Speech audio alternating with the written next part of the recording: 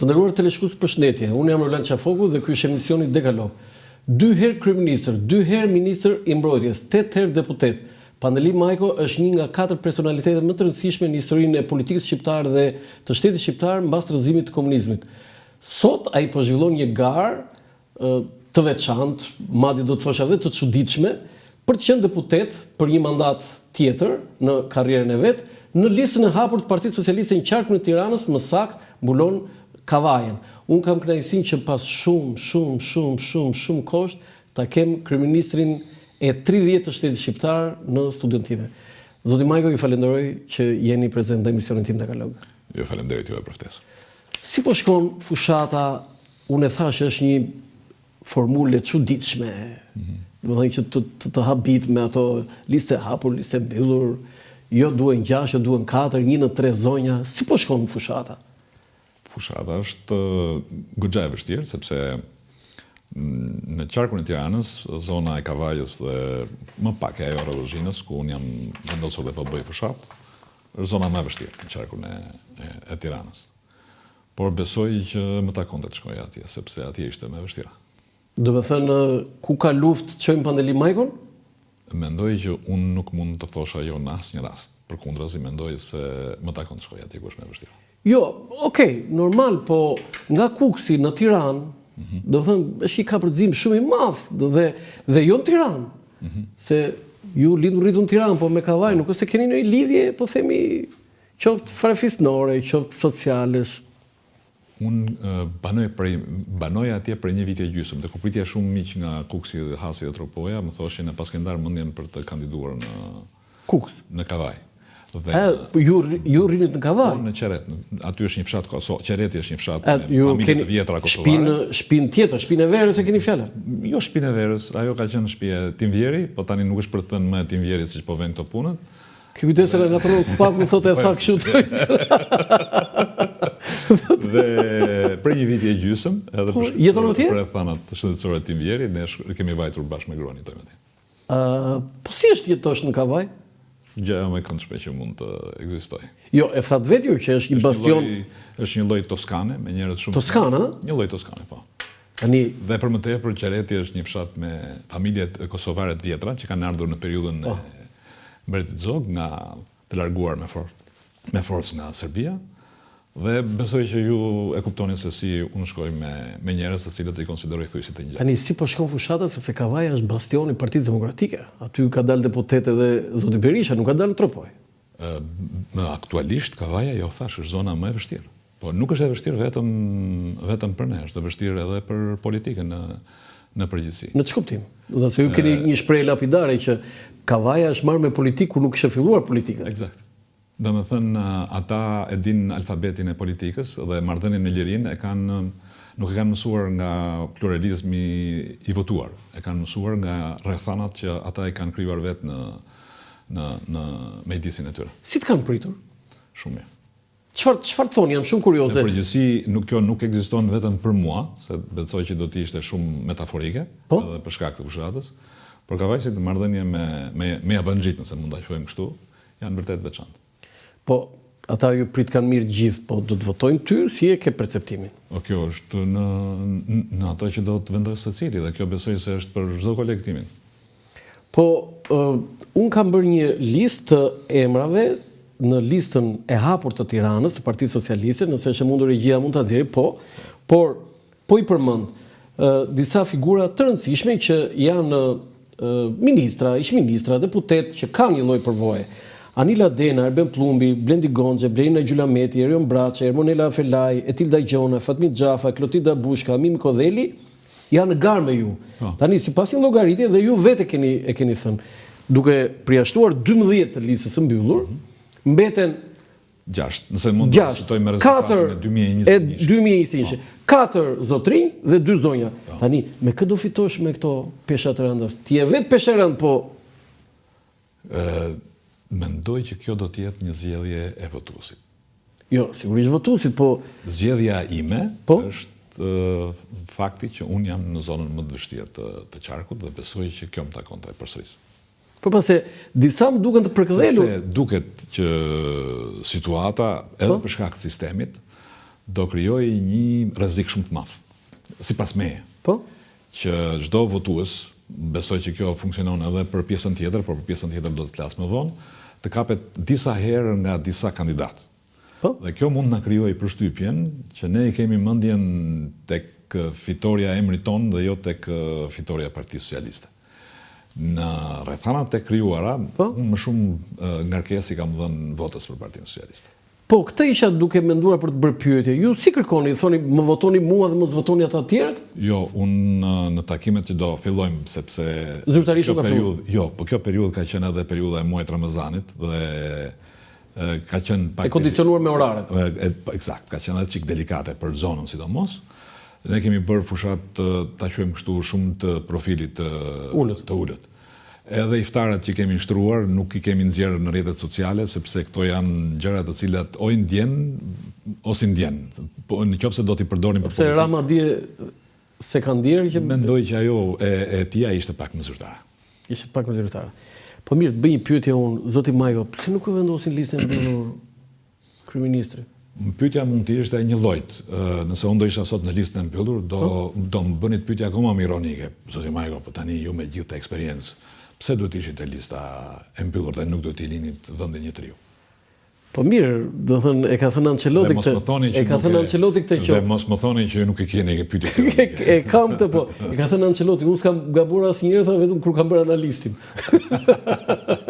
Si trajner kam gabuar gjithmonë, po kur kam bërë analistin nuk kam gabuar asnjëherë. Mendoj se ajo që donte të jepte sekond Partia Socialiste, sipas meje, në fushat ishte fakti që ne po përpiqemi të mbledhim vota përtej asaj që konsiderohet rezultati joni natyrshëm. E dyta, mendoj se njerëzit duhet shikonin që ne i jemi të gatshëm të rrezikojmë. E them pak më ndryshe, çdo 4 vjet, çdo militant i çdo partie, qoftë ai PD-s, qoftë ai PS-s, ku shkon në një takim të një partie të caktuar, ai krijon një rrezik, siç krijon dhe një shpresë. Qartë. Por militantë e PS-s janë pak më të rrezikuar se sot në ata që flasim shumica janë punë. Dhe imagjinoni një moment që pas 24 orësh pas datës 11 maj, ata të ndihen të humbur. Domethënë, një militant i PS-s sot, ose një votues i PS-s, ose një njeri që është i punësuar apo ka një biznes, angazhohet në krah të Partisë Socialiste, merr përsipër dhe një rrezik. Rrezikun që ne të humbasim. Unë mendoj se në këtë pikë s'kam bërë gjë as më shumë as më pak, pikërisht ka marrë përsipër një rrezik që e marrin të gjithë ata që angazhohen në krah të Partisë Socialiste. Jam i bindur se një burr nuk lind për të drejtuar, por i përgjigjet thirrjes dhe bën detyrën. Bufi ushqet me minj. Keni shkruar ditën që pranuat të ishit kandidat. Po. Kështu është kështu. Jo tamam kështu, po ju keni marrë një fjalë nga. Fiks është fjalë për fjalë. Kjo sigurt ishte 24 mars 1999. Domethënë Gazeta Koha Jon doli për herë të parë në historikun e saj vetëm i fjalë luftë. Po. Tani ç'është kjo kjo duket si thirrje për luftë politike, por luftë. Jam i bindur se një burr nuk lind për të drejtuar, por i përgjigjet thirrjes se bën detyrën. Detyrën, po. Tani Pandeli Majko ka treguar veten që ka drejtuar këtë vend. Aha, e kuptova. Do t'ju them një histori shumë të shkurtër që është nga veriu, nga qarku i Kukësit ku unë kam qenë i deleguar, jo deputet, i deleguar, se nga ndonjëherë më ngatrojnë, thonë ke qenë deputet në drejtues politik i partisë. Ka të bëjmë një vizitë e Enver Hoxhës. Takon një bashkëluftar të Bajram Curit që ishte diku te 98-99 vjeç. Edhe i thotë lumti, thotë. E mbyllë me nder. Bravo të qoftë. Po ja përsëri disa herë mbyllë me nder. Ky pinte duan, edhe në një moment caktuar duke u timosur, thotë, duke heq cigaren nga goja dhe i thotë, ka ko burri me u turpru. Ishte 98-99 vjeç. Ka ko burri? Ka ko burri me u turpru. Po Pandeli Majko ka ko për të turpruar? Në qoftë se nuk do bënte detyrën. Qoftë se nuk do bënte detyrën. Jo, pyetja e radhës është, qoftë se nuk bëhesh deputet? Do jem qytetar si gjithë tjerët. Të ndërpritet karriera politike? Po nuk më ndërpritet jeta njerëzore. Kam një familje për cilin jam krenar, shëndetin e kam mirë, do vazhdojmë përpara. Jo, gjithmonë jam bërë kurioz, zoti Majko, sepse profili yt i lartë, për shkak të asaj që keni kontribuar në politikë, është i tillë dhe ky është fakt. Është i tillë që ju, domethënë, duhet të kishit një, nuk po them favorizim, por një pozicionim tjetër, ndërkohë ju fusin në garë me emra rishtar, me emra të rinj. Ju i keni bërë betejat tuaja në politikë. Dhe sot jeni një lloj senatori, nëse ne do kishim senat, ju do ishit në senat. Por mendoj se lista e sigurt do të më vendoste në pozitë më të vështirë se sa lista e hapur. Vërtet? Jemi sigurt, kam pasur një lloj dyzimi për sa i përket përfshirjes në fushat elektorale, lidhur me faktin se Edi Rama do deklaroi se do të ishte në listë hapur. Dhe i kam thënë që nëse ti je në listë hapur, për mua do të jetë e çuditshme që unë të futem në zgjedhje dhe të konkurroj me ty. Dhe mendoj se deri në atë pikë kam qenë i dyzuar për të hyrë ose jo në fushat elektorale. Në momentin që ai deklaroi se do të jetë në listën e mbyllur, i kam çuar tekst mesazhi rregullat e lojës. Se nëse ai do ishte në listë hapur, nuk do bëri dorëheqje nga politika? Mendoj se mua nuk më shkonte të shkoja në fushat elektorale përballë tij. Për shumë arsye. Ju jeni 58 vjeç. Dhe thoni ne të vjetrit, unë i vjetri PS-s. Nuk jeni i vjetër? Jam deputeti më i vjetër. Në pikpamja e karrierës politike, si deputet, unë jam deputeti më i vjetër edhe i parlamentit shqiptar. Mos i keni djegur etapat shumë herët, zoti kryeminist? Mendoj se po, por në politik është ajo që lexohet pak më lart. Çdo burr do bëj detyrën kur ajo e thret. Keni qenë kryeminist 30 vjeç, 10 muaj e 17 ditë. Për ata që na ndjekin dhe se din, zoti Majko, që kam kënaqësinë ta kem përpara. 30 vjeç, 10 muaj, 17 ditë kryeministri i Shqipërisë. I katërti në radhë për nga mosha më e re, pas Amezogut, Kostaq Kotës dhe Ilir Metës. Nuk është ashtu, po Rama është 61. Jo, përsa i përket periudhës mujore, por megjithatë mbase jeni më sakt, ka një problem përsa i përket matjes punës së kryeministrave sidomos. Nuk është ajo periudha lineare. Në atë periudhë që flisni ju, është fituar referendumi për kushtetutën e vitit 98, mbetet sipas meje një nga kushtetutat më moderne që ka pasur shteti shqiptar, dhe ka ndodhur lufta e Kosovës. Unë do të pyes posaçërisht për të, sepse ju keni një medalje të artë të pavarur në gjoksin tuaj, por ne në atë kohë e perceptonin ndryshe. Sot mund të themi 1000 fjalë vlerësuese pozitive për ju, zoti Majko, dhe unë kam kurajen dhe s'kam asnjë kompleks ta them këtë, për atë që keni bërë në ato ditë vështira. Por në muzeun John Kennedy and Library në Massachusetts është një thënie, unë kam pasur fatin ta shikoj dhe ta vizitoj atë muze, e shkruar në ato muret me harqe atje. Një njeri mund të vdes, një kohë mund të shuhet, por një ide nuk vdes kurrë. Jo vetëm e keni pasur për zemër këtë citat, por e keni pasur moto të jetës tuaje.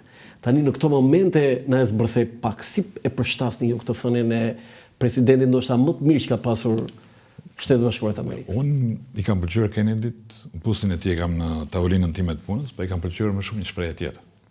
Mos pyet, shpreha. Mos pyet, çfarë bën vendi yt për ty. Pyet, çfarë ti bën për vendin tënd. E pas e ndryshuar se kur ishe kryeminist thoshte këtë. Mbase mund ta kem thënë. Jo mbase, e ke thënë në konferencë për shtyp. Këtë thënie ne kemi vendosur me Edi Ramën dhe tek tesra që bëm pas kongresit kur. Këtë të dytën. Tani ti po mbështet një thënie që i ka pëlqyer dhe kryetarit aktual? Unë Edi Ramën shoh e ka çarka. Edi Ramën ti e ke shok, po e ke edhe shef. Tek unë ai është shok, pastaj kryetari i PS-s. Tani këtu ka një problem zoti Majko, sepse gjatë kësaj kohe keni qenë shumë i heshtur. Partia Socialiste ka kaluar tallaze të forta në këto 12 vjet. Okej, keni fituar 3 mandate. Por nuk e kemi pa ndonjëherë Pandeli Majkon, që një politikan modern, që të bëj një vërejtje, një kritik shokut të tij, por në radhë parë shefit, se ju e keni shef. E keni fjalën për në publik? Po, se i keni bërë shumë privat? Po sigurisht. Po, a mund ta dim çfarë vërejtje keni bërë? Sa tani në kohën e fushatës do t'i them unë këto? Po kur ti thoni? Ka ku njeriu me i thënë. Sa herë kam kërkuar unë ty kur s'ke qenë fushatë dhe thoshe Ja. Kishe një punë? Me një shok gjërat më të mira, po? Dhe mund t'i thuash në publik. Gjërat që ke në kundërshtim, duhet t'i thuash pak edhe jashtë një logjike të caktuar publike. Dhe në fund fare, po? Një mik është mik i mirë, se nuk të duron vetëm cilësitë e mira që ke, të duron edhe ato që ti konsideron të meta. Po jo, unë s'kuptoj këtë, që si është e mundur atë, si e keni këtë marrëdhënie që dikur ai ka qenë varësi juaj, po, tani jeni ju varësi ti. Po, pse mendoni se në politik marrëdhënia e vartësit është marrëdhënia administrative? Unë jam politik, ai është politik. Sot ai është kryetari i familjes son dhe unë duhet ta respektoj vetëm si mik, po edhe si drejtues i familjes son politike. Çfarë ka këtu për kontradikt? Ka një kontradikt, zoti Majko. Ja u them unë, dhe është një argument shumë i rëndësishëm. Në 9 tetor të vitit 1999, Shqipëria politike ka kaluar ndoshta aktin më të lartë të demokracisë brenda një force politike. Ju keni bërë një betejë me Fatos Nanën brenda Partisë Socialiste për kryetar të partisë. Dhe keni humbur vetëm me 34 vota. Ata që e kanë harruar, po ja u kujtoj. Ata që se din, dëgjoni me vëmendje. Pandeli Majko konkuroi me kryetarin, në atë moment si ishte kryetar, kishte ndërheqjen, për kryetarin e partisë dhe humbi me 34 vota. Kjo është shenja më e lartë e demokracisë brenda një partisë në këto 35 vjet. Në Partinë Socialiste tani nuk ndodh asgjë, zoti Majko. Në ç'kuptim? Po kuptimin e demokracisë, domethënë, s'ka zgjedhje, s'ka garë në forume, s'ka, aty thot në një mbledhje ose në një deklaratë e hapur që Pandeli Majko do jetë ministër dhe ti e merr vesh aty. Shikoni. Në politikë shpesh gjërat nuk maten me matësin e jetës zakonshme njerëzore. Bile shpesh aty ekziston dhe një rregull shumë kontrovers. Po? Që duhet bësh gjën e gabuar për qëllimin e drejtë. Ta përsëris. Të bësh gjën e gabuar për qëllimin e drejtë. Dhe ato që juve mund të duken si gjëra që nuk shkojnë, ne i evaluojmë brenda një qëllimi që është një qëllim i drejtë. Nëse ne, sipas mendimit tuaj, duhet fillonim të bënim një debat të caktuar brenda Partisë Socialiste për gjëra që mendojmë që nuk na shkon. Kush do ishte qëllimi? Dhe sa më shumë që kalon koha dhe ti merr një eksperiencë të caktuar politike, ti e kupton se kur fillon një debat apo kur fillon një diskutim të natyrës, a shkojnë mirë këto gjëra apo nuk shkojnë mirë e kështu me radhë. Ti e bën në funksion të një qëllimi. Dhe nëse ky qëllim diskuton duke filluar nga bukë në gojë të socialistëve deri në ardhjen në pushtet të një opozite që dhe këto zgjedhje nuk është gati, atëherë mendoj që gjërat e tjera janë të shpjegueshme. Pse keni qenë i heshtur, zoti Majko? Nuk keni folur fare. Në parlament kanë folur, rregullisht. Por pra asgjë për ato që nuk shkojnë mirë në qeverisin e Partisë Socialiste. Kush e tha? Unë s'u kam dëgjuar ndonjëherë, zoti Majko. Tani, fakti që se keni dëgjuar ju, mendonin se... Keni bërë vërejtje ju për qeverisin e zotit Rama? Tani, debate kemi bërë. Dhe tani, ti mendon që debatet duen bërë të gjitha në publik që të quhen të vërteta? Në ditën që ju keni pranuar për të qenë kandidat? Të lutem. Ne jemi në periudhën e fushatës elektorale. Jo, të kuptoj, nuk duhet të përzjej. Dalim para njerëzve dhe kërkojmë votën për të ardhmen e tyre. Në çdo rast, ne e kuptojmë se kush është kostoja e një diskutimi lidhur me gabimet. Por nëse më keni dëgjuar, kam thënë edhe me këto gabime, edhe me këta miq e shok që kemi në burg, ne jemi më të vërtet se sa pala tjetër. Po mjafton kjo? Marrëdhënia me të vërtetën është shumë e rëndësishme, edhe kur janë gabim. Ditën që ju pranuat për të qenë kandidat, atë momenti që ju thatë, madje thotë unë jam votues e Partisë Socialiste, ka shkruar te faqja juaj dhe më erdhi shumë mirë që ju nuk e keni fshirë. Çfarë çfarë shkruar? Votuese juaj. Po. Ke qenë ndër të paktët që mendoja se vleni të Partisë Socialiste. Por për aq gjumë që keni bërë këto vitet e fundit dhe ke ngrërur karriken kot në parlament duke bërë se herë, ndërkohë që nuk thoi gjysmë fjalë për padrejtësinë që janë bërë popullit shqiptar vitet e fundit. Mendoj se mund të rrish pa merak në shtëpi se nuk do t'i mungosh askujt. Si deputet, sepse ju keni bërë statusin për deputet. Zonjës si do t'i përgjigjen? Po mendoj që zonja duket qartë që nuk voton për pjesën ta. Mira, është e lirë të thotë. Patjetër. Mund mos votoj. Edhe unë s'e kam hequr atë, s'e kam fshirë. Jo, se ke fshirë pra, është bravo se ke parasysh si funksionojnë të tjerë. Di. Në rregull. Kjo është opinioni i saj. Gjatë gjithë kësaj periudhe unë kam qenë drejtues politik në qarkun e Fuksit. Ju e dini që unë qëndrova rreth 5-6 muaj në shtëpi dhe nuk vura ulërimën për faktin se mbeta është parlamentit. Në zgjedhjet 2021 unë kam marrë 8800 vota. Dhe nuk hyra në parlament jo për shkak të votave, por për shkak të renditjes, si isha i 19-i. Ata që ishin përpara meje kishin 1/3 gjysmën ose më pak vota se sa unë. Zoti Berisha ka marrë 6000 vota në zgjedhjet 2021. Dhe kështu me radhë. Në të gjitha këto, po ju them se më pyetët, si e mendon po humbeve, të njëjtën gjë. Tani, si të thuash, kam fituar një eksperiencë, do të thotë të shkosh në shtëpi edhe për arsye që nuk varen aty. Kështu që në Kukës, qarku Kukësit ishte qarku më i vështirë në pikpamje politike. Ne fituam, unë shkova atje për ndihmuar për zgjedhjet lokale. Dhe fituam edhe në Bashkinë e Kukësit, edhe në Bashkinë e Tropujës për herë të parë. Mendoj se ajo zonë për herë dytë mua më ndihmoi të isha kyçja. E para herë ishte në luftën e Kosovës, hera e dytë në zgjedhjet lokale. Unë votoj në Tiranë. Po. Pse duhet votoj unë juve, zoti Majko? Votoj Ilir Metën. Këtë votoj? Ilir Metën. Jo, se ka votoj di unë, se dini ju. Unë po të pyes se pse duhet votoj unë ty? Kam shumë të vështirë të mbush mendjen ty, kështu që të lë jashtë liste. Më lë jashtë liste? Po këtë zonjën e lë jashtë liste, mua më lë dy i humbe kështu live. Po të betohem, më duken shumë të drejta si logjika dhe është marrëdhënia me të vërtetë. Po pse e thej që të votoj Ilir Metën, unë se kam vendosur për këtë votoj. Po duke qenë si Skapalli. Po pse Skapallin votojnë të gjithë Ilir Metën, atje kanë ndryshuar. Duke qenë Kukës, s'ke parë këtë se çfarë po ndodh këtej. Më fal. Ti pas ke drejt në smosh, unë s'pas kam drejt të hedh në kunj? Jo, ke drejt, po mua po më dukesh më i urtë. Po kujtoja tani intervistën e fundit që kemi bërë bashkë.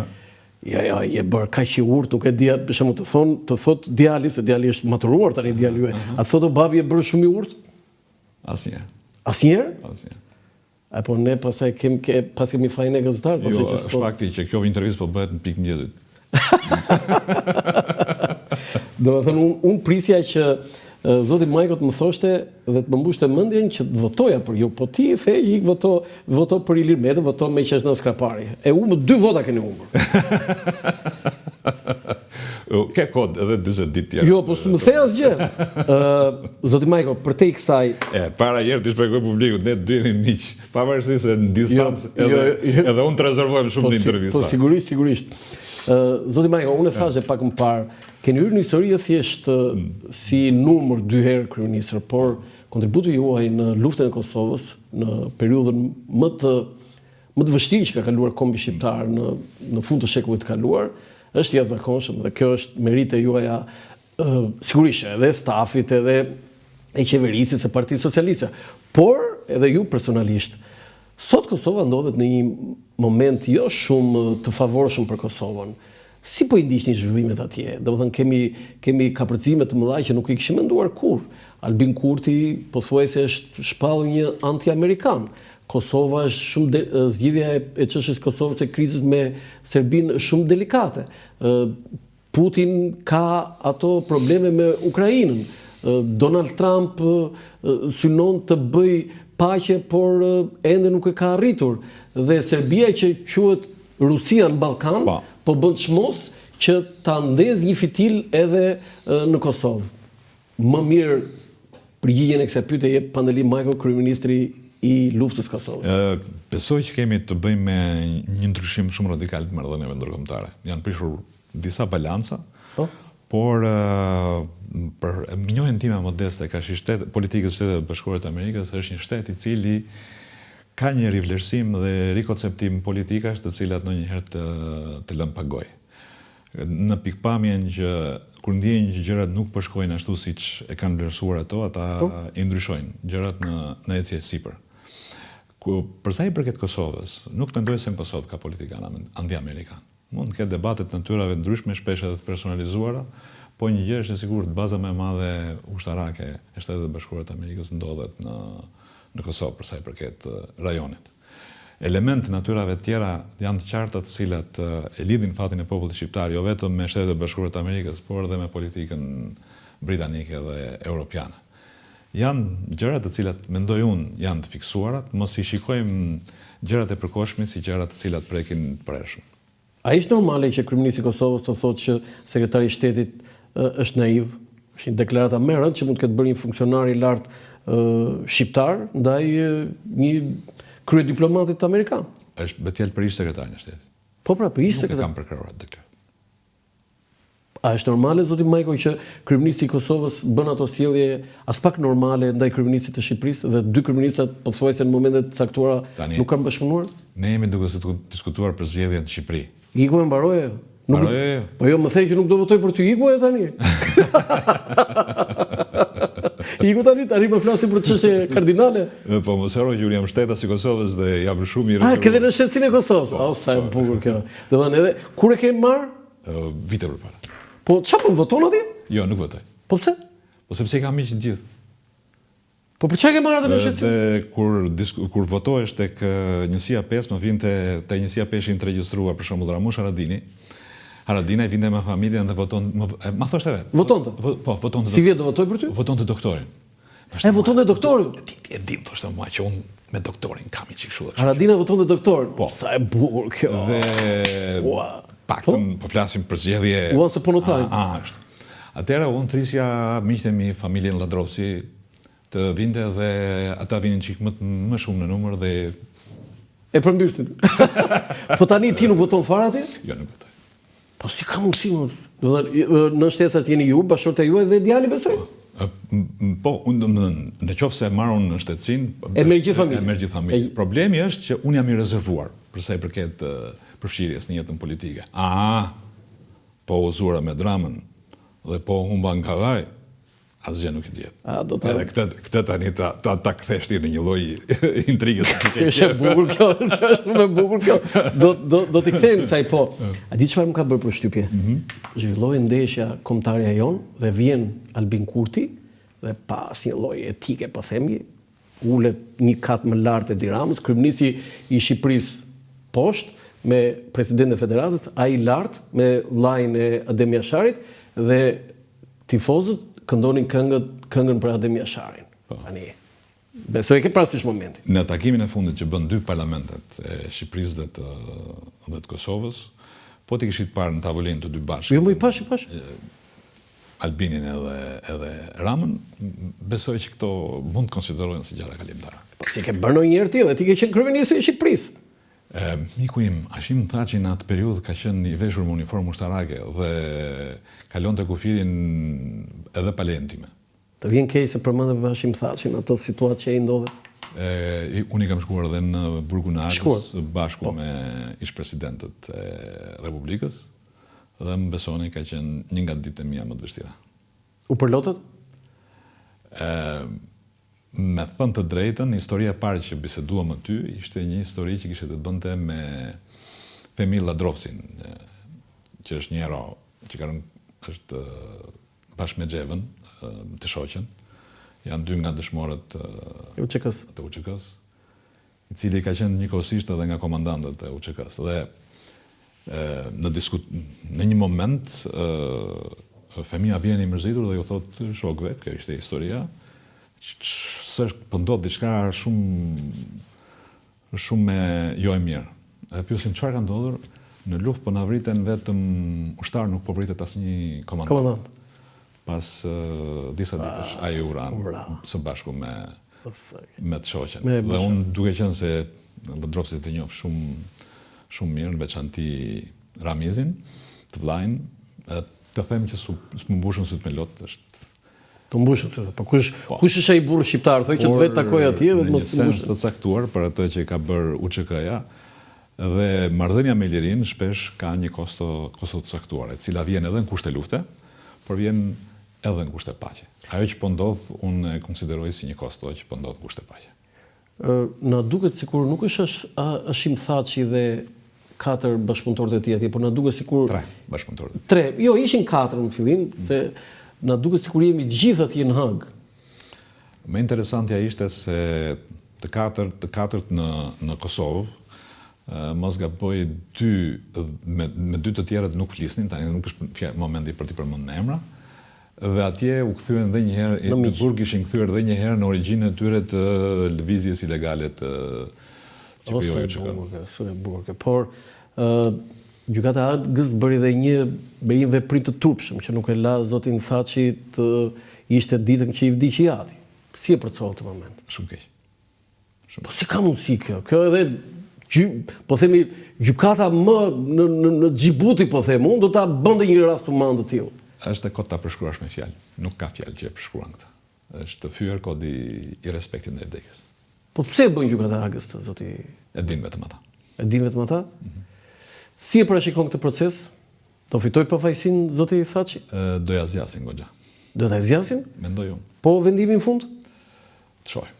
Është e kot të flasësh me idenë se mund të jesh brenda mendjes gjykatësve tagës. A rrezikon Kosova në situatën e krijuar zoti Majko? Mendoj që më shumë rrezikon Bosnia. Po Bosnia, pavarësisht se mund ta vijë keq, po kemi hënë Kosovës ne. Ka ndodhur një fenomen shumë interesant. Një pjesë e atyre që ishin përfaqësues të establishmentit të destabilitetit të Kosovës, Po? pra e thënë pak më ndryshe rrugaç, po të veshur me një gjuhë me gjuhën e politikës që vinte nga Beogradi, për arsye se një pjesë e tyre ka dalë vullnetarë dhe luftojnë në frontin midis Rusisë dhe Ukrainës. Disa prej tyre, ose shumë prej tyre, ose janë vrarë ose janë kapur rob. Për momentin, për arsye që nuk mendoj që janë diplomatike, Ukraina nuk i ka deklaruar numrin e robërve serb në luftën midis Ukrainës dhe Rusisë. Sa mund të jetë? Paktën ky është informacioni. Nuk janë futur në detaje, po këtë Jo, kjo është jashtëzakonshme, nuk është. Këtë ditë ja u them me siguri. A prisni ju që një zgjidhje opsionale mund të jetë ndryshimi kufive mes Kosovës dhe Serbisë si zgjidhje? Është shumë e vështirë. Në kontekstin me cilën Europa po rindërton veten përballë një balance tre midis Shtetit Bashkuar të Amerikës dhe Rusisë, mendoj që është shumë e vështirë. Ajo që duhet të themi është që bota ka ndryshuar edhe për shkak të zhvillimit ekonomik të Kinës. NATO është në rrezik, zoti Majko. Dhe nga deklaratat e presidentit Trump nuk është çudi që SBA-ja të tërhiqet nga Aleanca e Atlantikut Verior? Nuk besoj. Nuk besojnë që mund të. Nuk besojnë që NATO të shkrihet? Jo, nuk do shkrihet. Po ne ç'do bëjmë ne shqiptarët, se edhe me NATO dhe pa NATO, po pa në një ushtri të themi që kemi ne, dalim zbuluar në këtë situatë të çuditshme që po kalon bota? Jo, nuk besoj. Kush na mbron, Së pari ne do mbrojmë veten, së dyti ne kemi miq. Me çfarë të mbrojmë veten po? Kemi miq. Jo, miq tani mund të kenë edhe për veten se kur s'kemi Jo. Nuk kemi pse shikojmë veten me kaq negativitet, nuk kuptoj, ose me kaq ironi, vetë ironi. Mendoj që kemi miq edhe shpresoj që ajo ditë mos vi. Jo, të gjithë shpresojmë, po faktet janë që sikur ka diçka që s'po na pëlqen. Mund të ketë shumë gjëra që s'na pëlqen. Tani kur kthejmë syt nga periudha e luftës sot, ka pasur periudha që njerëzimi priste ha po plas sot, po plas nesër lufta bërthëmore. Po ja që nuk plasim. Po atëherë kishte një president si John Kennedy, ndërsa Donald Trump nuk është si John Kennedy. Nuk pëlqej paralelet historike. Mendoj se çdo kohë do prodhoj njerëz të vet. Sa i urtë e bërë, zoti Majko. Pse? Wow, zjarr flisjen përpara, me gestikulacione, me mimik, tani e bërë një burr i urtë, çka ka ndodhur? Pse ka që urtë? Dhe shumë i tërhequr në deklarata. Ti jepje ide, jepje mendime që mbeteshin kur ti ke filluar të botosh 50 kryeministrat, 100 kryeministrat, këta që kanë bërë këtë. Jo 33 se kanë bërë se bëj dot 50 si 100 kryeministra. Edhe kanë filluar që bisedet me ty ti mendoj edhe nga konteksti se po them në një fjalë ta ketë mirë në libër Po. Shfrytëzoj rastin sot për të bërë një pyetje që ja ka marrë përgjigjen dhe zotit Berisha, po ju si kryeminist dhe ministri i mbrojtjes. Po. 2 herë, do doja që, dhe e di që është historike, po të lutem, më jep sqarim, do të lutesha shumë të më jep sqarimin për ato që di. Në vitin 91-92 në Shqipëri ndodhi një shkatërrim masiv i uzinave, fabrikave, deri furrave të bukës, u prishën kooperativat etj. Po.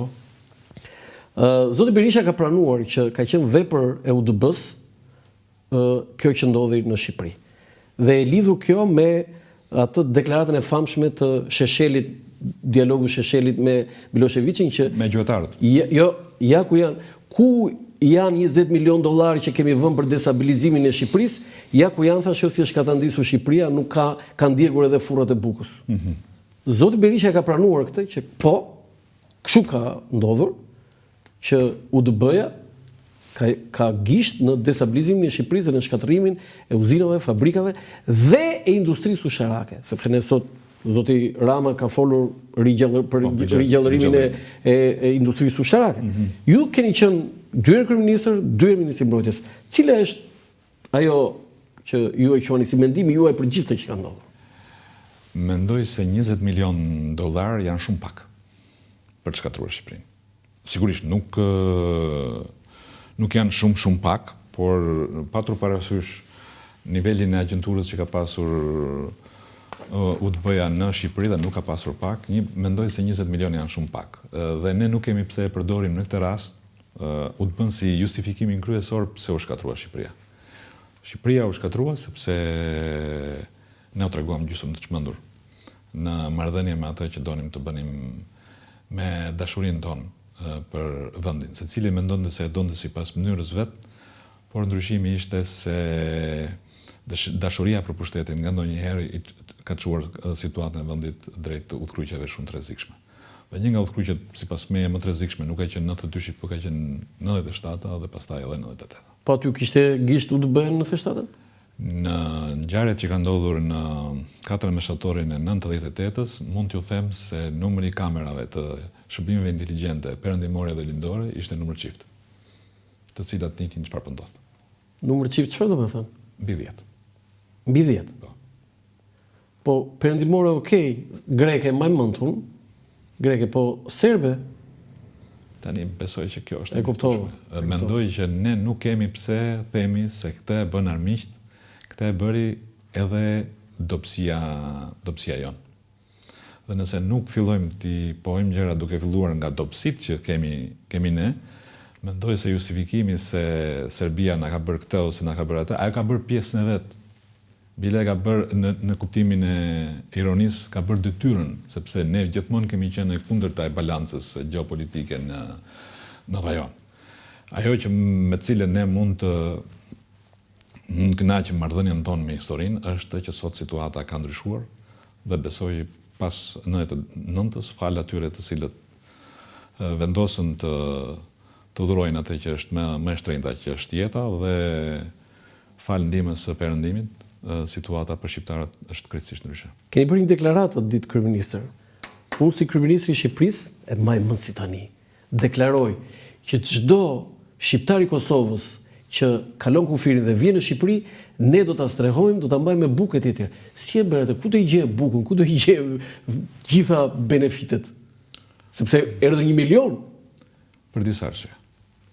E para se në një moment saktuar ne na u dha oferta që të fillon televizja e refugjatëve në drejtim të Kanadas dhe Australisë.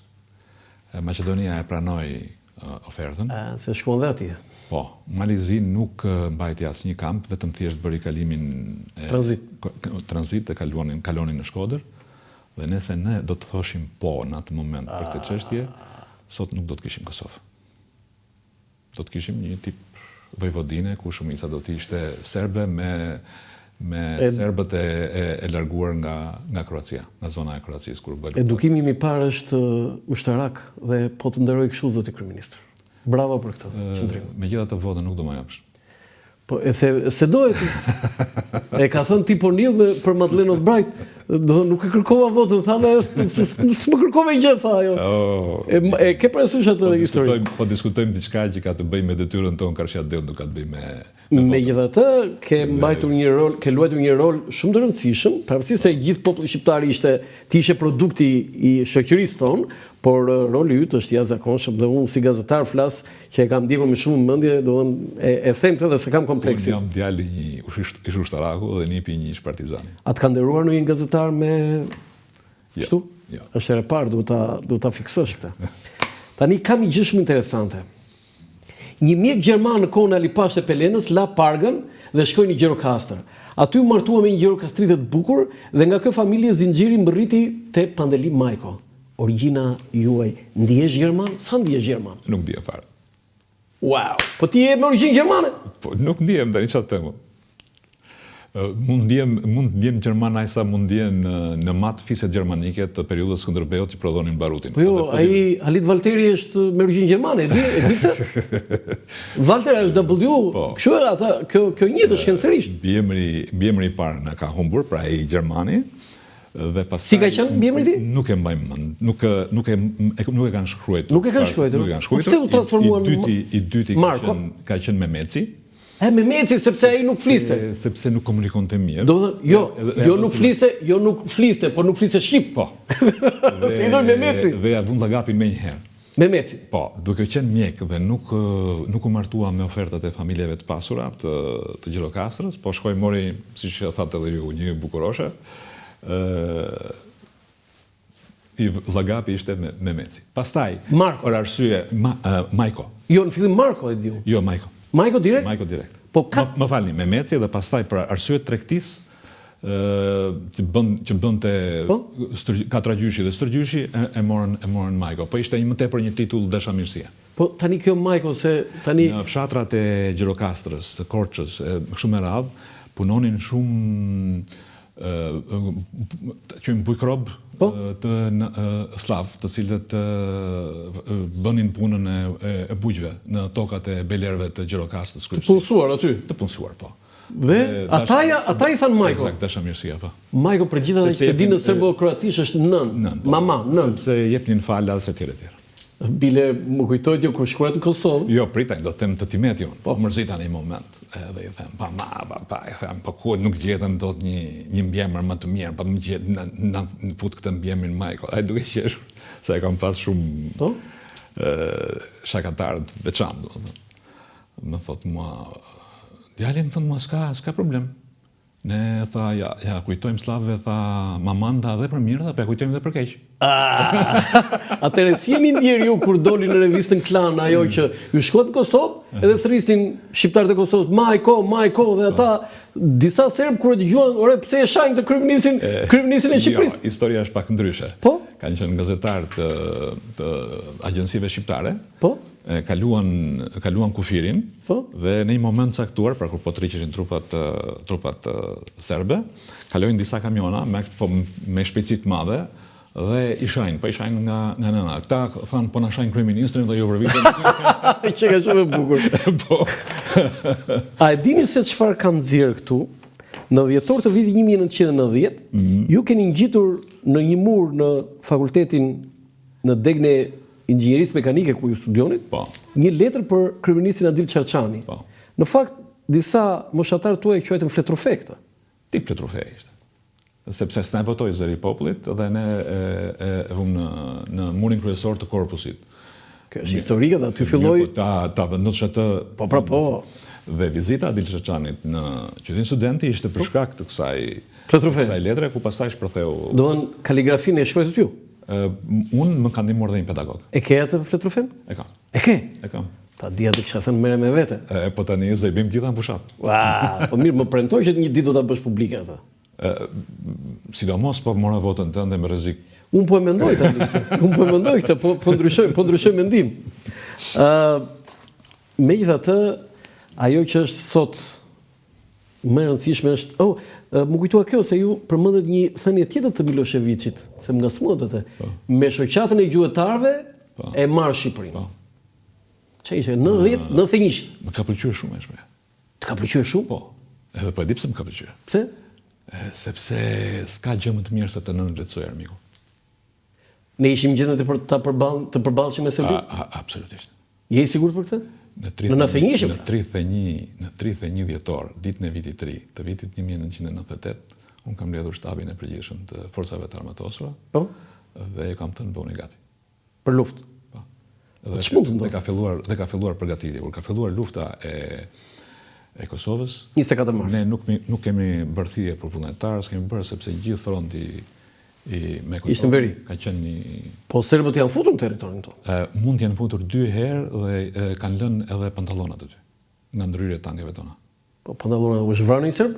Janë vrarë serb, por trupa speciale serbe kishin një fenomen të tillë, po ja shpjegoj. Po. Banin disa ganxha me vete që nëse ju vriteshin shokët, ju hidhin ganxhat dhe i triqnin sepse mbetja e trupit të vrarë në kufitën, në tokën tonë konsiderohej shkelje rënd. Dhe ata nuk e çonin asnjëherë situatën që ne t'i thoshim do të bëhet të quhet agresion ndaj Shqipërisë. Do me thënë, edhe një herë. E para, e dyta, që ka ndodhur si koncept agresiv, ka qenë rënja e disa bombave nga krau i Kosovës, pra Jugosllavisë në atë kohë, të artillerisë pranë kampeve të refugjatëve. Teron nga marrë 2 gjeneral të NATO-s, jo Clarkun, Dhe kam thënë, o zgjidheni ju tani këtë punë, ose më thoni që nuk po mbani fjalën, se më kanë thënë nuk kalon aty asnjë në kampet janë të paprekshme dhe janë në mbrojtjen tonë. Ndërkohë nuk do vjesh. Dhe atje është bërë një bombardim me disa lloj bombash, të cilat mund të kujtojnë vetëm shpërthimin e famshëm të Fierzës, që nuk e di keni parë filmin në fillim të verës, pak a shumë bombat natyrave të tilla janë hedhur dhe që prej asë dite nuk është hedhur asë. Në dijenin tuaj si kryeminist, sa serb janë vrarë? Mund të jenë vrarë dhe i kanë tërhequr me ganxha ata, se kjo është e jashtëzakonshme që keni thënë. Janë kapur dhe të gjallë, janë ndërzuar subes. Serb të gjallë për të parë gjë. Sa? Mos ka bëj 1 apo 2. 1 apo 2. Po të vrarë? Po i ka sjellur çka, nuk e kam kapur ushtarat. Po të vrarë sa mund të kenë qenë? Të vrarë, këtë do e marrin vesh hap pas hapi kur të nxjerrin statistikat e plota të arkivës. Për shembull tani ka dalë që është rrëzuar dhe avion. Është rrëzuar dhe avion? Po që e ka rrëzuar UÇK-ja. UÇK-ja. Domethënë avion serb. Doni të veçoni në një ushtarak tonin atë që me vërtet ju e dedikonit si kryeministër punën dhe organizimin që i ka bërë? Me ushtarakun që kam dashur më shumë dhe zihesha më shumë ishte Kudus Ilama. E kemi një hero të gjallë? Nuk i ka qef ai këto lloj fjalësh. Ai si ka qef, po duhet ta thoni ju si kryeministër. Ka bërë detyrën. Kur e pyeta një herë i thash ke dal ke vrar në një serb, jam marr tha e kam marr hakun deri për babgjyshin tim. E kam fiksuar si tani. Sepse aty përgjithsisht gjithë vullnetarët që kanë qenë të ushtrisë në të veshur me uniformë kanë qenë Kuksian, Hasjan dhe trupi. Vullnetar? Që nga ajo ditë unë e kam lidhur gjithë marrëdhënien time, të them në të gjitha kushtet njerëzore që mund të thotë njëri që jashtë i lidhur me një zonë është qarku i Kuksit. Kur më quan si deleguar në qarkun e Kuksit, unë kisha shumë problem, në fillim e kundërshtova, sepse në qarkun e Kuksit, në Kukës Hastropojo nuk i shikoj Kuksianët Hasjanët si socialistë demokratë, unë shikoj gjithë lloj. Dhe ishte problemi më i madh i imi tani të filloja edhe të fusja pykat në kuptimin të mblidhja. Jepni vota për mua, për PS-n? Po. Por në çdo fshat e kam thënë edhe në Kukës edhe në Hasentropoj që atëherë që unë nuk vi të kandidoj këtu. Sepse ajo do të ishte që ti ndaja dhe të bëja diçka që unë nuk më funksionon. E keni dhënë përgjigjen për Berishën, po ju bëri një akuzë shumë të rëndë, ëh? Jo, më bëri nder. Pse? Më bëri nder sepse duke më akuzuar, më detyruai që të drejtohesha institucioneve dhe midis tjerave, jo vetëm shërbimi informativ, po SPAK-u edhe pa kërkesë deklaroi që për Pandeli Majkun nuk ekziston asnjë çështje dhe asnjë dokument. Kjo është e vërtetë. Kështu që ndonjëherë duke të bërë dikush dëm, duhet shikosh danën pozitive të çështjes. Zoti Majko, megjithatë, problemi kryesor i Partisë Socialiste në këto momente është që rreth 20 funksionarë të lartë tuaj të shtetit, të qeverisjes, janë të arrestuar nga SPAK. Ju sikletos SPAK apo e quani të domosdoshëm për atë që ka bërë? Qoftë edhe duke arrestuar socialistë. Do përgjigje elektorale apo të sinqertë? Të sinqertë, pra, unë s'pres nga Pandeli Majko përgjigje jo të sinqertë. Një nga arsyet pse vendosë të kandidoj është pikërisht ditë e vështira që mendoj që do të vinë pas jetëve. Mendoj që SPAK-u do të godas politikën, jo vetëm të majtën, po dhe të djathtën. Fakti që ne kemi qëndruar më gjatë në pushtet do të bjerë, por duhet të identifikosh si gazetar dhe shpesh si një nga gjykuesit e ftohtë që shikon, je mësuar tani ta shikosh historinë nga distanca.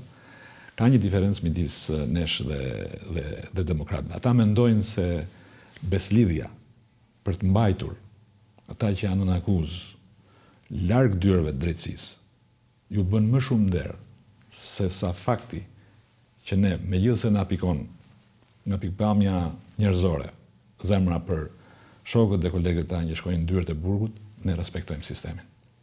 Dhe në fund fare, të gjithë ata që do votojnë 11 maj duhet ta mendojnë këtë. Nëse do fitoj pala tjetër, për SPAK-un fillon numërimi mbrapsh. Jo, e kanë deklaruar atë.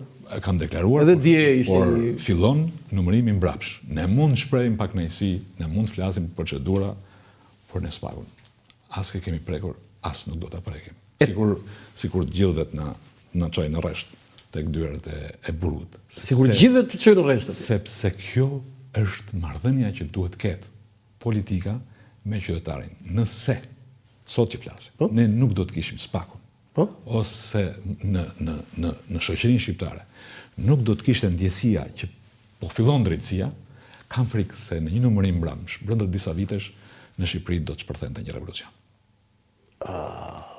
e fortë kjo. Mua vjen shumë mirë që ju keni këtë qëndrim, por a e teproi zoti Rama mbas arrestimit të zotit Velia me akuzat ndaj SPAK? Diskutimet e tij janë vetëm të natyrës procedurale dhe tani po ta vini re. Jo, ai tha provoni, tha merrni celularin tim. Të jemi sinqert. Në qoftë se do shikosh kamerën kur ka lëvizur tek grupi, duhet të shikosh fytyrën time. Se kam parë? Duhet ta shikosh. Reagimi yt ka qenë jo i mirë? Reagimi im nuk ishte pozitiv për faktin që ne kishim kaluar disa kolegë, të cilët kishin hequr goxha probleme me drejtësinë. Po të them vetëm një rast, Beqja. Beqja i shkret nuk merrte dot dosjen. Në kuptimin procedurial. Po, e di këtë. Se s'du të vazhdoj, sepse kjo pastaj quhet njerëzore. Unë me Evelin kam një marrëdhënie politike shumë interesante. Unë i kam dhënë tesën me Partisë Socialiste në sy të gjithëve në Kongres. Ju e keni bërë antar? Po. Sepse Cilin vit është bërë antar? Në mos gaboj? Pasi kemi bërë Rama kryetar dhe unë sekretari i përgjithshëm. Por kishte një ftohtësi për shkak se ai vinte nga radha e mjaftit dhe te një pjesë e madhe e socialistëve e konsiderojnë atë si arsye pse ne kishim dalë në opozicion. Dhe ju e keni bërë antar Velien? Po. Dhe arsyetimi im ka qenë se un kam qenë në lëvizjen e dhjetorit, student. Për trofeja pra? Po pra. Dhe jo më shumë, un kam qenë deputet me Partinë Socialiste, i propozuar nga Forumi i Rinisë së PD-s në atë kohë, që drejtohej nga një ish student i inxhinierisë mekanike, ku un kisha qenë vetë më student, Arben Lika, ata më propozuan për pishtari demokracisë. Unë jam edhe i dekoruar nga Zoti Berisha. Nga Zoti Berisha. Si president. Pra, unë teknikisht isha pjesë atyre që Partinë e Vjetër, përpara PS-s, ne e gërzuam nga pushteti. Dhe unë përpoqa në mënyrë të butë të thosha që ta krahasoj me këtë. Jo të gjithë ata të cilët mund t'i keni në një moment caktuar kundër, mund t'i konsideroni... Edhe vetë Rama ka qenë 24 orë antar i PD-s. Rama pastaj ka një histori që bëhet gërshet, por më mirë mos hapim të bisedë. Jo, për Ramën vetëm një gjë do të përmend unë. Për Ramën, se do kthejmë te Velia, se në fund jemi, mos u mërzit. Kur u bë kryetari i PS-s ka thënë, "Okej, po çarapet e kuqe duhet i ndrrosh. Edhe duhet bësh edhe një jetë mirë familjare", ka thënë. Jo, se kam thënë jetë mirë familjare. I kam thënë duhet martohesh. Po pra, këtë po them. Duhet martohesh. Duhet të heqësh çarapet e kuqe dhe të martohesh. Atë kisha unë. Tani, për të martuar, martua ai dhe e ka yll jetën familjare. Tani çarapet e kuqe i ka hequr? Me lindën më ka çuditur. Nuk duhet ta them kështu, më ka çuditur. Se me të drejtën ja kam thënë. Është mbledhur, ë? Si i themi në jug. Ka marrë gocë tur Tiranëse, po unë në perceptimin tim mendoja se ai do merrte në gocë me Pirs këtu në isha i të nëruar.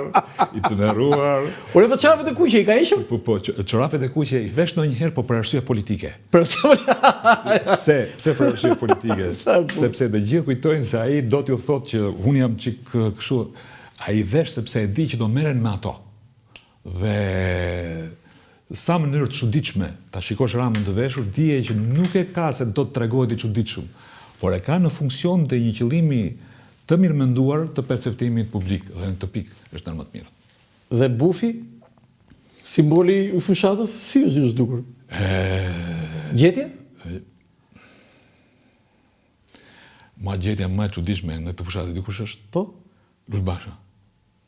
Që po i del çdo ditë, Rame, e tani e disha po pres? Po? Ti dalë në një ditë, ti gjvishet në... Lakurish? Ha, e shikon se... Lakurish? Bëra dhe unë si ty. Po, pastaj duhet presësh përgjigjen e dramës që mund t'jetë me të mërshme akoma, dhe ne të mbasim zgjedhjet. E bukur ishte që zoti Berisha dje doli me bufin aty, po mendohet, gazetarët thonë që gazetar pranë Berishës, ose spin doktorsat, që është një këshill e Civitas. Mendoj që statusi i Civitas ka krijuar një problem për PD-n. Duket sikur Civitas ka marrë përkohësisht drejtimin e Partisë Demokratike.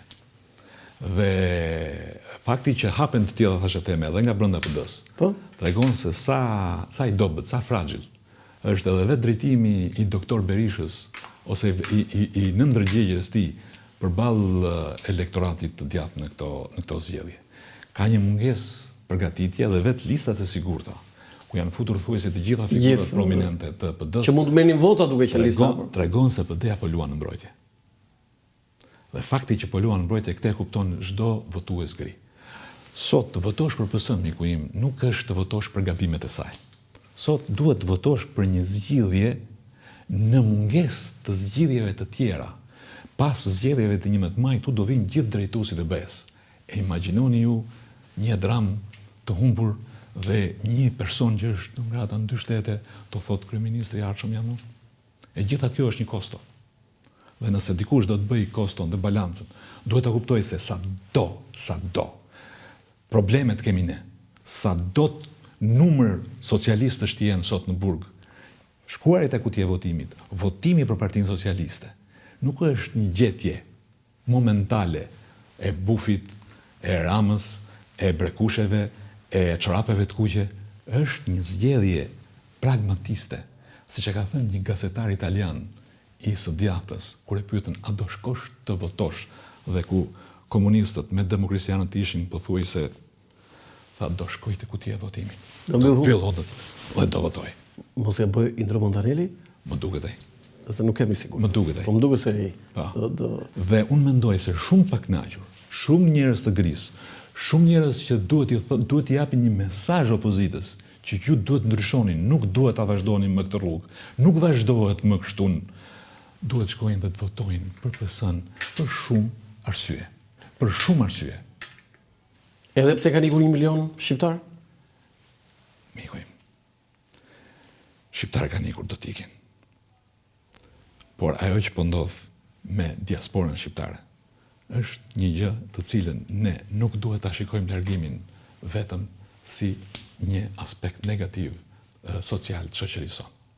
Ne jemi një shoqëri që duam maksimumin. Ne jemi tani duke kapur pikat kryesore të globit. Londrën, Brukselin, New Yorkun. Më erdhi një senator miku im, më tha Pandeli, në New York nuk ka më pica italiane. I kanë të gjithë shqiptarët. Senator thak. Ish senator, që babajnë e ka pasur senator, nga burrat më të mençur që kam takuar. E kam vërë, Manhattan jam çuditur. Shikojmë largimin e njerëzve, jo thjesht si një fatkeqësi, po ajo ka problemet e veta.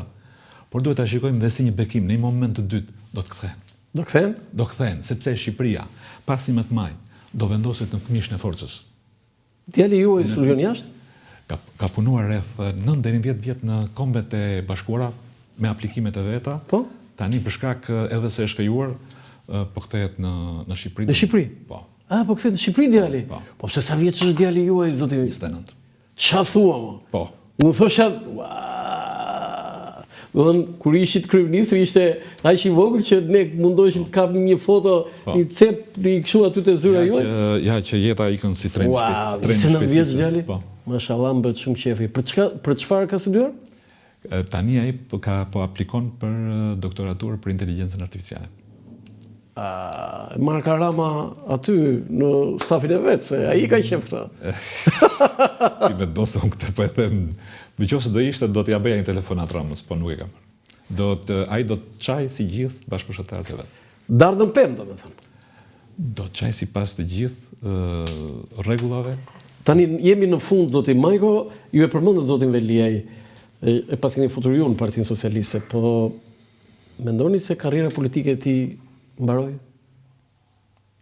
Nuk duhet ta jap të përgjigje.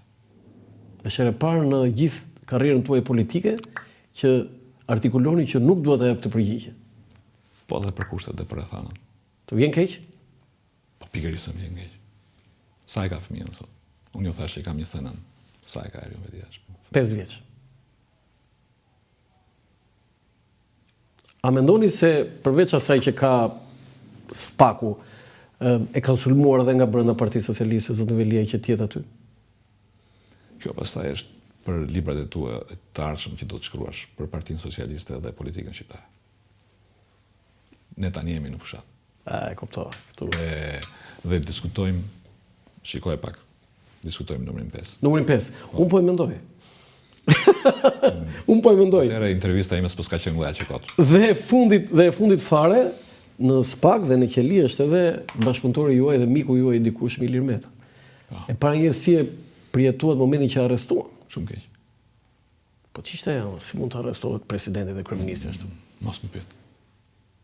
Jo, të pyet sepse kisha Shefqet Muçin, ministrin e drejtësisë të vjetër në 91-92, dy fjalë tha: i turpshëm dhe i frikshëm. Po. Pajtoheni me këtë? I frikshëm, po. I turpshëm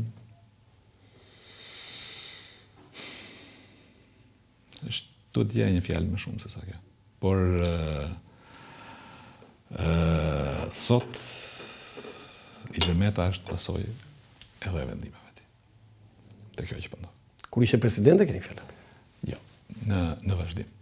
Por tek unë, Ilir Meta, me dhe Ilir Meta i freshi, i Forumit të Rinjës Socialiste. Kur e pa që Dhe për dijenin tuaj, ne mund të kemi vite pa folur me njëri tjetrin. pa folur? Po, pa folur. S'na ka rastisur të... Jo, edhe mund të ketë rastisur, po Me Monikën kam folur se ishim bashkë në Washington dhe nëse do më pyesni, ka një ndarje, miku im, në gjithë të histori. ju dhëmbi dhe divorci tyre? Ka një ngjarje, ka gjëra të cilat ti duhet i ndjesh si njeri, dhe ky është shpesh edhe mërzia që kam brenda vetes, sepse ka gjëra që unë duhet i ndjej si njeri dhe ka gjëra që unë nuk duhet i ndjej si politikan. Mirë, po ja që ato të ndetrohen shkretat dhe ti duhet posh mbi të gjitha që je kyqje. Jo, momentin kur e pat që po arrestoi, a ju kujtua momentin që Ilir Meta ju tradhtoi kur ishte zëvendës kryeminist? Kam qelluar me drejtues policisë. Ma kanë thënë që është e xhiruar, sepse unë kam qenë shumë i ashpër.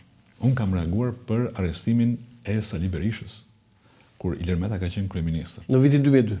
Që fal eksperiencës dhe profesionalizmit të rojeve të gardës së Sali Berishës, aty nuk ka ndodhur incident dhe do të ishte një incident që do ndodhte them 28 nëntor. Do përkujtoje në çdo 28 nëntor. E më shumë. Unë kam qenë duke festuar me shqiptarën Janin 28 nëntor. 28 nëntori. Dhe kur më kanë marrë në telefon, kam udhëtuar gjithë natën, kam marrë në Shqipëri dhe kam dhënë konferencë shtypi me 2-3 media për ta kundërshtuar atë 28 nëntor vitin 2000. Kam folur edhe me ministrin e brendshëm të asaj kohe, Ilir Gjonin. Po, ka qenë Ilir Gjoni. Duke qenë se kisha pasur shef të kabinetit kur isha kryeministër dhe i thash Ilir, duhet shkosh urgjent në këshilla ime është të shkosh në Komisionin e Mbrojtjes dhe të raportosh lidhur me këtë ngjarje se është ngjarje e tmerrshme. Po me zotin Meta? Kam folur me drejtues të policisë, më thanë që kërkesa ka qenë që të kaloj në makinë të policisë ose dikush të vendose i pas makinës e të shkoni në drejtim të komisariatit. Sipas tyre, reagimi i tij ka qenë shumë emotiv dhe pastaj gjithçka është personalizuar. Por megjithatë, rezerva ime ishte pse në atë vend, pse jo në një mënyrë tjetër dhe në fund fare se karakterin e Ilirit ne e njohim të dy. Duhet gjesh një mënyrë më e qetë për të realizuar. Pastaj unë njoh detajet tjera, të cilat nuk mund t'i shpreh këtu, sepse jemi në fushat. Jo, e kisha këtu, ju kujtua, e kuptoj. Sepse jemi në fushat, miku im, dhe unë jam në listën e hapur të partisë ku kam adheruar që fëmijë, kurse Iliri, ish shoku im i rinisë, sot kandidon për Partinë Demokratike.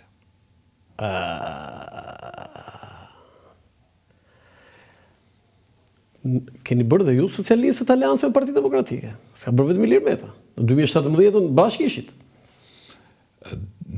Dua ta mbyll këtë koment duke thënë se që nga data 1 prill, kur Partia Socialiste firmosi marrëveshjen me LSI, unë nuk ha më ngjall. Nuk ha më ngjallë? Po. Po ç'a ha? Peshk.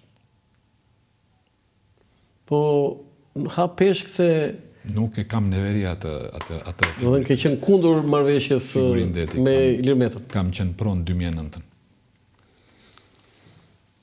Dhe mendoja që Ilir Meta nuk duhet po këtë mendoja si njeri, jo si politikan. Jo, mendoja që për Ilir Metën Sali Berisha ka, si që thonë në veri, ka shti pushk në 20 janar dhe jam rrë 4 veta. Ka shti pushk Saliu, por arsyeja nuk ishte Sali. Ilir Meta. Dhe Ilir Meta nuk duhet ta linte në asnjë rast Sali Berisha. Nëse unë do isha në vendin e tij, kur. E problemi është që nuk bën me if ato punë. Po ka ca rregulla, miku im, që ai buri ja tha Enver Hoxhës ka ko buri me u turpru. Ai 98 vjeçar, ai nga Kuksi. Eksakt, nga Tropoja, mos Nga Tropoja. Nga Tropoja. Kur ka vajt në Dragobin, mos gaboj? Mos gaboj. Kur vajti Enver Hoxha në Dragobin. Zoti Majko, unë të falenderoj shumë, jam shumë i kënaqur tani në fund, se në fillim nisi pak kështu andamento lento, e më atë këngën andamento lento? Shkërçon si ka kuptova. Por jam shumë i kënaqur. Votën time po e mendoj, nuk po të premtoj gjë, nuk më kërkuat në këtë formë, se ju e kishit përjashtuar, po unë po e mendoj për disa, e di për çfarë, jo si antar i Partisë Socialiste, por për qëndrimin tuaj ndaj Kosovës dhe UÇK-s. Do të thënë me emocionuat për ato fjalë aq të mira që keni thënë për Rashid Thaçin, për Kosovën, dhe kur unë në memorie kujtoj kontributin tuaj si kryeministër në vitin 99. Ajo është gjë më e bukur që keni bërë në karrierë, çfarë do të bëni ju. Do të thënë, atë do keni yllin polar të karrierës tuaj si politikan. Kam për detyrën, miku im. Ose siç thuhet, siç e ka thënë dikush, jo unë, duaj vendin tënd, edhe kur duret. Që tani përkthehet, duaj vendin tënd, e do ta dua vendin tim, edhe nëse nuk do votoj. Jo, edhe sa të pa shtop tani, kështu thoshë, i kam bërë detyrën. Mos na dilë atë lagje. Mos na dilë atë. Jo, po ta thash mirë këtë se ke bërë detyrën, po edhe ai, kështu thoshë, kam bërë detyrën. E xhepit. $2 milion shkuan në mitat frashri, që harxhonte vetëm për të dashur në vetë në Paris. E lëm me kaq. Zoti Majko, të falenderoj shumë dhe të uroj suksese në fushat dhe në 11 maj. Faleminderit juve. Të nderuar teleshikues, ky ishte emisioni i për sot nga Ura Lançafoku, mirupafshim.